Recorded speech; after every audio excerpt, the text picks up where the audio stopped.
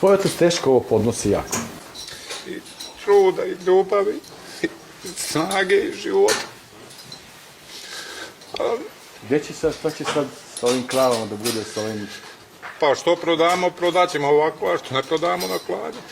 na klanje? A šta drugo? Kome ću ja tu hranu da proizvedem kuruze, kome ću pšenicu, što ću? Država ne pomaže. Pa kakva država, daju šta daju kad oni hoće.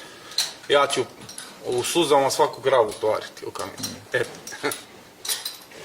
To je porozna činjenica. Neće nam primaju mleka, sad to je trenutno oko 200 litara, danas će on procuti kad dođe kamion, ono što ostane. Procućete mleko? Pa šta da radim sa njim, ko da ga popim, što kaže, ako ćete vi nosite, meni ne treba.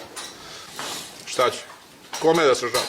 Kraljeviću Marku, nemamo tog posla ništa. I nije ovo naše, da nas je neko terao, ovo smo mi sve sami zaradili i mi sami želeli, bukvalno nas niko nije naterao, a smo sad naterani od drugoga da sve ovo rasprodamo. A razlog odustajanja porodice Radojičić je Razlog našeg odustajanja je kompanija Imlek ili mlekara Imlek, po njihovim pričama vodeća mlekara je, ne nama nego svim proizvođačima, otkazala po njihovoj priči 12% naše proizvodnje. Moram vam kažem i da se zapamti da sve nas je porazila činjenica, niko nije stao za nas, ne nas lično gazdinstvo, nego cijele Srbije, svog seljaka. Apsurdno je da je nama litar mleka 50 dinara, a flaša kisele vode je recimo 70 dinara.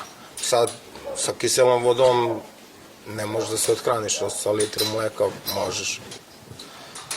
I eto što kaže, šta da vam kažem, propast do guše.